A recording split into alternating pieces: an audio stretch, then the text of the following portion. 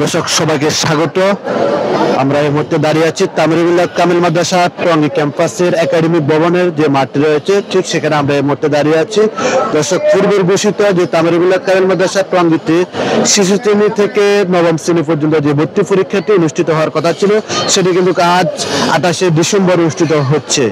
সকাল 9টা 30 থেকে শুরু হয়ে 10টা 30 পর্যন্ত লিখিত পরীক্ষা শেষ হয়ে এখন মৌখিক পরীক্ষাটি কিন্তু অনুষ্ঠিত হচ্ছে। দর্শক এখানে যেই ভর্তি আগত গার্জিয়ান যারা রয়েছে তাদের সাথে আমরা কথা বলবো, তাদের সন্তানকে তামিরুল মিল্লাতে ভর্তি করাচ্ছে, তামিরুল মিল্লাতে ভর্তি করানোর মূল লক্ষ্যটা কি, আমরা একটু কথা বলবো। আপনি কোথা থেকে এসেছেন? আসসালামু আলাইকুম রাহমাতুল্লাহ। আমি আসছি শেরপুর থেকে। আপনার কে ভর্তি হচ্ছে? আমার একজন স্টুডেন্ট, আমার ছেলে ভর্তি হবে এখানে। অলরেডি আমার একটা স্টুডেন্ট আগে ছিল হেফজি বিভাগে, এখন একাডেমিক ভর্তির জন্য আমার আরেকজন প্রার্থী এসেছে। আমি আশা করব ইনশাল্লাহ এই ব্যতিক্রম ধর্মী একটা সুন্দর সুশৃঙ্খল পরিবেশে যেন আমার ছেলেটা মানুষ হয়। কোন ক্লাসে ভর্তি পরীক্ষায় অংশগ্রহণ করছে? ও এখন পঞ্চম শ্রেণীতে ভর্তি হবে। পঞ্চম শ্রেণীতে ভর্তি হবে। তামিরুল মিল্লাতে থেকে আপনি কেমন কি আশা করছেন?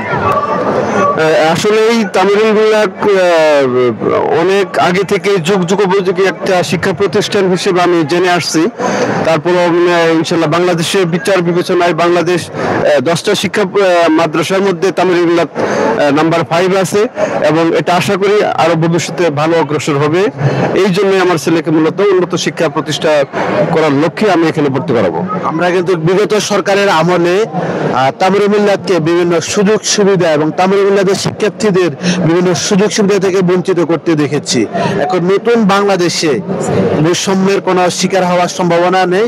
এই নতুন বাংলাদেশে আপনার সন্তানকে আপনি তামিরুল মিল্লাতে ভর্তি করার জন্য নিয়ে এসেছেন, এই অনুভূতিটা আপনার কাছে কেমন লাগছে? আলহামদুলিল্লাহ, আল্লাহর অশেষ রহমতে আমরা বিগত সরকারের থেকে আসলে যে পরিত্রাণ পেয়েছি, ছাত্র জনতার আন্দোলন, এটা আমাদের কাম্য এবং এটা উপরে আল্লাহ পাকের একটা ইচ্ছা বিদায় আমরা সুশৃঙ্খল একটা বাংলাদেশ গড়তে এবং বাংলাদেশ জামাত ইসলামের যে গত 15 বছরের যে নির্যাতিত এবং নিপীড়িত শোষিত হয়েছে, এটা থেকে আমরা নতুন পরিক্রমায় উন্মুক্ত হতে চাই এবং এটা সবার কাছে আশা আকাঙ্ক্ষা এবং সমস্ত বাংলাদেশের নাগরিকের কাছে আমাদের কাম্য। আমরা আশা করি যেন বাংলাদেশ ছাত্র এবং তামিরুল মিল্লাত সহ বাংলাদেশের সমস্ত মাদ্রাসা শিক্ষা প্রতিষ্ঠানের ছাত্রছাত্রীদের উন্মুক্ত থাকতে পারে। জি, আপনাকে অসংখ্য ধন্যবাদ।